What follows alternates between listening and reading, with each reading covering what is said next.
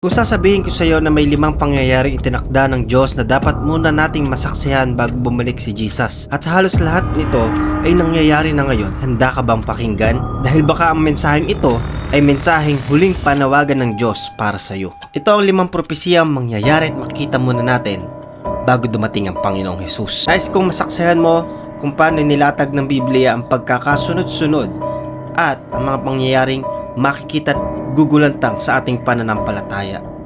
I pray, kapatid, sa puso mo na kumausap ang banal na Espiritu habang pinapakinggan ito.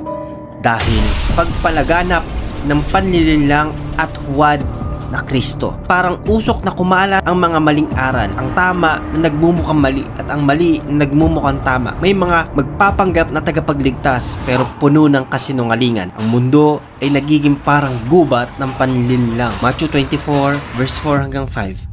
Marami ang darating sa aking pangalan.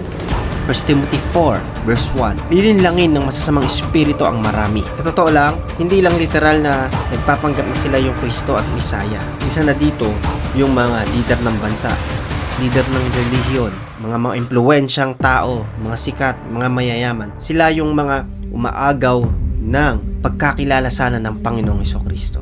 Alam mo kapatid, hindi lang isa ang nakikilalang nagpapanggap na sila yung Kristo at dumating na Panginoong Jesus. Kasi the more na na-expose, dumarami po yung fraud, dumarami po yung mga impersonator. Ang akala ng tao hindi na totoo. Kaya mapapansin nyo, kahit nag-rapture na dun sa prophecy po sa Bible, ang mga tao ayaw pa rin tumalikod sa kasalanan. Bakit po? Dinaya sila ni Satan. Dinaya ang mundo. Kasi nga, pinarami ng pinarami yung mga nagpapanggap na Kristo. Nabibingi yung mga tao na dumating na ang Panginoon, dumating na ang Misaya, dumating na ang second coming. The more na hindi na nila pinaniniwalaan kasi mainipin ang tao. Pangalawa, mga digmaan at matinding tensyon ng mga bansa. Balita ng kaguluhan, digmaan at banta ng pagkasira. Halos araw-araw, taon-taon, pare-parehong buwan kung paano nababalitaan. Israel ay sinasakop, ang Israel ay dumidigma. Para bagang ang mundo ay nag-aalab at nagiinit sa galit ng mga bansa.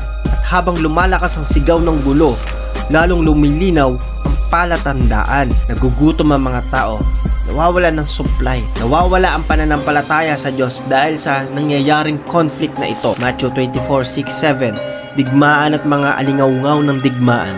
Lucas 21:9-10, mag-aalsa ang bansa laban sa bansa. Kapatid, tandaan mo to.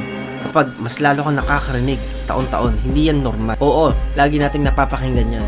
Pero ito ay fulfillment of the prophecy na maririnig natin bago dumating ang Panginoong Jesus. At habang papalapit po ang pagdating ng Panginoong Jesus, mas titindi po ang balita sa mga digmaan. Kaya nga po yung gitna ng conflict, biglang darating ang rapture. Pray na magkaroon ng harvest of soul. Pwedeng dumating at any moment ang Panginoong Hesukristo dito sa mga conflict ng bawat bansa. Pangatlo, pagtaas ng mga kalamidad at pagyanig sa kalikasan.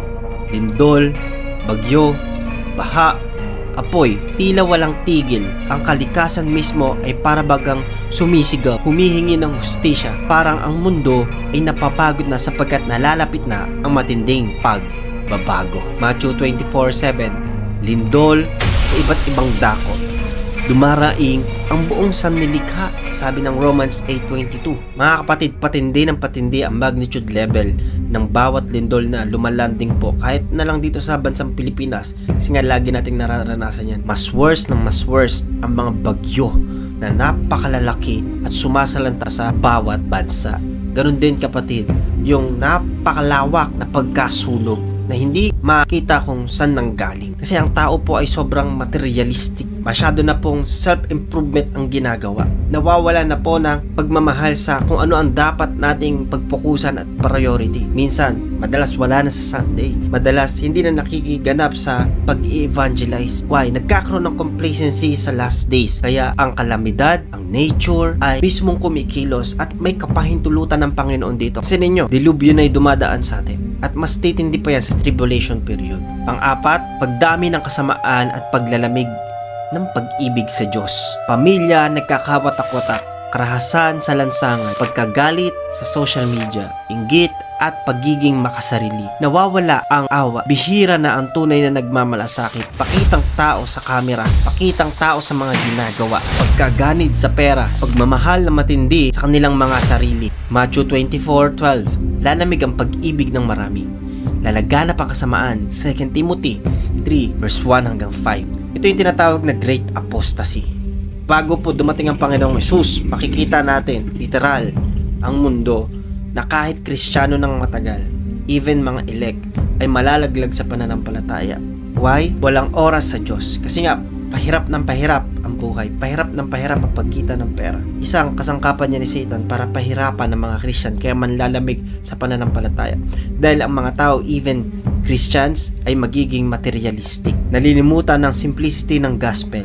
Even family ng pastors ayaw maglingkod sa Panginoon. At kung malinaw na nakikita at naririnig po natin yan, sign yan na napakalapit na ng Panginoong Hesukristong dumating. Panglima, ang paglaganap ng ebanghelyo sa buong mundo. Bawat bansa, kahit sa pinakamadilim na sulok, may tinig nagsasabing may pag-asa kay Jesus. Libo-libong kabataan nagbabalik loob bago dumating ang paghuhukom.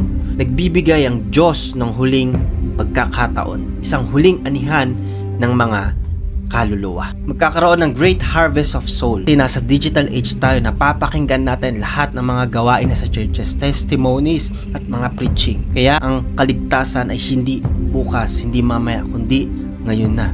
Because harvest of soul ay matagal nang umpisa at malapit na pong matapos. Kapatid, hindi to kwento. Ito ay napakatagal nang nakalimbag sa Biblia at nararanasan at napapakinggan natin ang mga balitang ito. Ito ang panawagan ng mensahe. Darating ang anak ng tao sa oras na hindi nyo inaasahan. Gumising na kayo.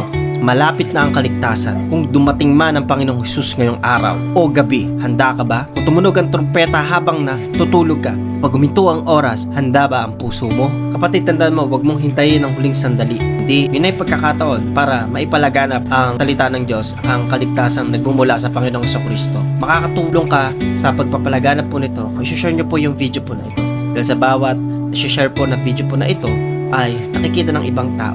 Isang malaking bagay po yung pag-click nyo, pag-follow po ninyo. Tandaan nyo mga kapatid, may oras ng pagbukas ng pinto at may pagsara nito.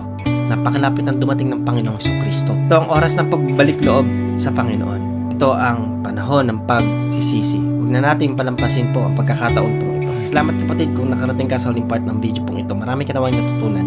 Kung meron ka tanong, let me know in the comment section. At kung gusto mo maging kabalikat po sa pangaral ng salita ng Diyos, physical and online, subscribe the platform po. At makakatulong po yan para makapagpamigay tayo ng Biblia dahil nakikibalikat ka. Ganoon din sa pag-release natin ng video, nagre-release po tayo ng mga doctrinal, prayers, fasting, prophecies, nagla-live po tayo sa mga gawain dahil sa mga katulad nyo po na nakikibahagi sa mga bagay po na ito. Salamat kapatid kung nakarating ka sa pinakahuling part ng video pong ito. I'm Pastor Gab Bueno. Pray ko sa'yo lumago ka sa pananampalataya. God bless po.